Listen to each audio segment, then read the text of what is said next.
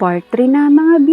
At eto na nga ang date namin ngayon dito sa Thailand. With free buffet breakfast nga pala yung hotel na binook ng boss namin. At 6 AM nga ay open na ito para dun sa mga gusto ng kumain ng almusal.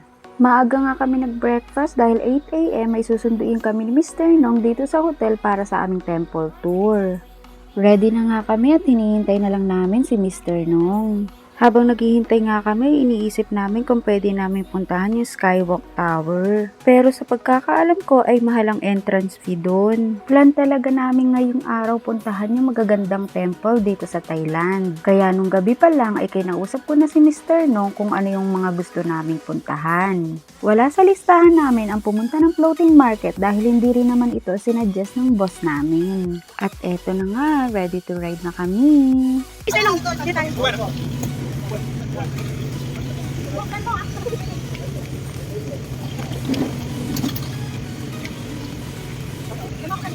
So dito nga, ikausap ko si Mr. Nong. Sabi niya, pwede daw kami dumaan ng floating market dahil 3 PM pa naman daw nag-o-open yung mga temple. Wala nga kaming choice at para hindi masayang yung oras namin, ay go na din kami. Naka nang, nasa 2 hours mahigit pala ang biyahe papuntang floating market. Ang buong akala ko ay dyan lang. Layo na ngayon na biyahe namin at si Mr. Nong nagsuggest pa. Tonight you have the dinner on the board, big board, dinner cruise dinner. Kung wala nga daw kaming balak mag-dinner cruise. Actually, maganda ding experience yun. Pero katulad nga ng Skywalk Tower, mahal din ang entrance fee doon. Kaya hindi na rin namin pinush. Nakarating na nga pala kami dito sa may floating market at kailangan namin sumakay ng bangka para mapuntahan namin yun. Dahil mahal nga yung ride dito, balak pa namin mag-back out. Plus mahal din yung pagkain at mga bilihin. Since nandito na nga kami at malayo din yung biyahe namin, Gina ito, let's go! Okay! Samahan nyo kami sa floating market ng Thailand. Feeling relax muna tayo for today's video mga B. So dito pa nga lang sa unahan ay mayroon na ding mga nagtitinda ng kung ano-ano. Pero madalang lang dito sa bandang unahan.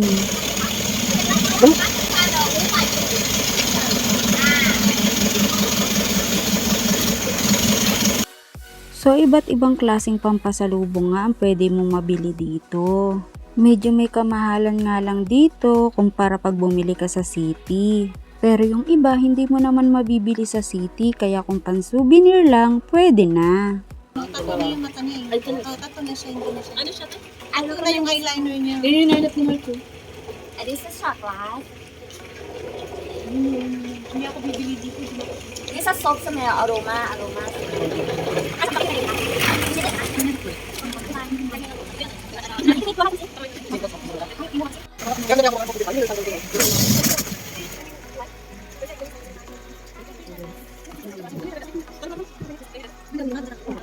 Kumain na nga din pala kami ng lunch dyan kasi nga gutom na rin kami.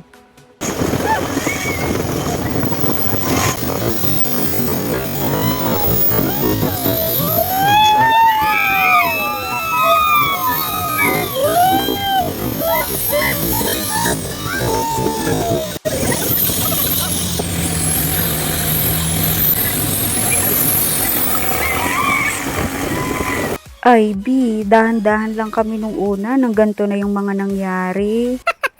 Nagulat na lang kami nang biglang paandarin ni Kuya ng mabilis tong bangkang sinasakyan namin. Kuya naman talaga, papiling relax-relax pa ako kanina sa umpisa.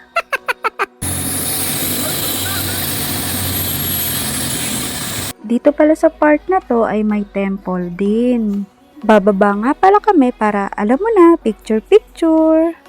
Nakababa na nga pala kami at kailangan namin maghubad ng tsinelas at sapatos. Mahigpit na ipinagbabawal nga nila ang pagsuot ng tsinelas o sapatos pagpasok ng mga temple nila dito.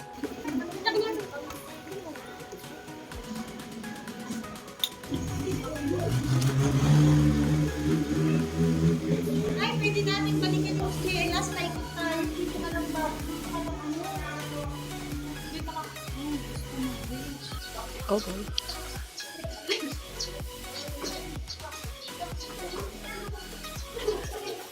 Saglit lang nga kami doon at hindi na kami nagtagal dahil sobrang init din. So balik nga kami dito sa speedboat. Dito pala sa bangkang sinasakyan namin.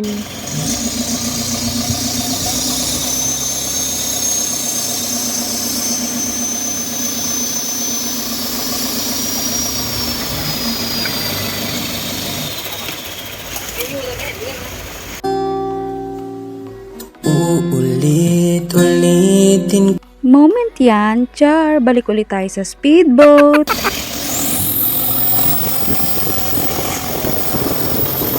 So dito nga part ng floating market ay medyo marami na ngang tao. At marami na din ang nagtitinda.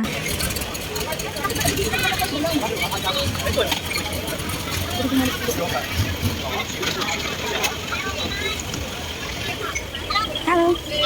Sawadika.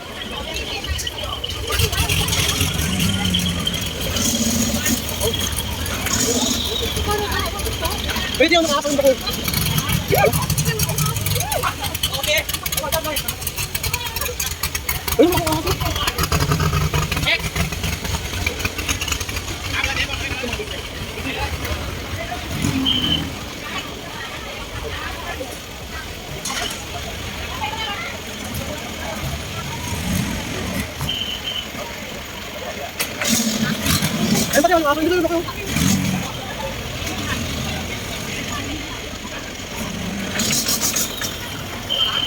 So, eto na nga yata yung pinakang sentral ng floating market nila dito. Matatraffic ka na nga rin dito kasi medyo marami na ding bangka at meron ding maliliit na restaurant na pwede kang bumaba at kumain. Dito ko nga rin natikman yung manggang di ko makakalimutan dahil sobrang tamis.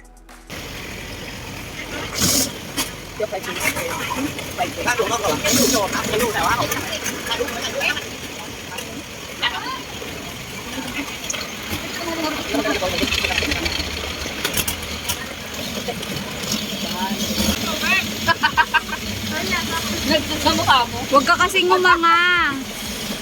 Spices. Spices, ang daming spices oh.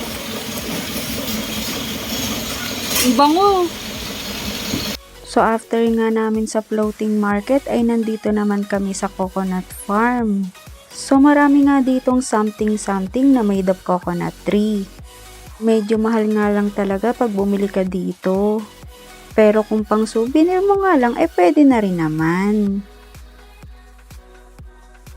Kasi tayo tagapulot. Tagapulot.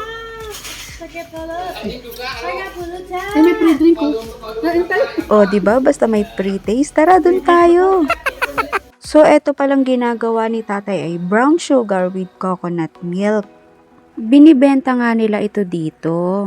Siyempre, may pa-pre-taste din. Masarap din naman siya, pero hindi ako bumili niyan. Oh, wait lang, ayaw mag-focus. Oh, ayan, okay na. Ganyan pala itsura niyan. At hindi nga lang pa-pre-taste, may pa-pre-trial din. Hindi ko nga maintindihan si tatay at tinatawag niya ako, yung pala gusto niyang itry ko. So, ganito pala yan kung paano gawin. Actually, madali lang naman siyang gawin. O, tara! Wait nga lang at umirit pa si tatay ng isa. O siya, tama na nga ito tay at baka ipaiwan mo pa ako dito. Ito ngang time na to ay naihatid na kami ni Mr. Nong dito sa may mga temple. Hindi na nga siya sumama at tinuro na lang sa amin kung saan kami pupunta. At medyo naligaw pa nga kami sa part na yan. Pag turista ka talaga ay lolokohin ka na lang ng ibang tao pag hindi mo alam ang lugar.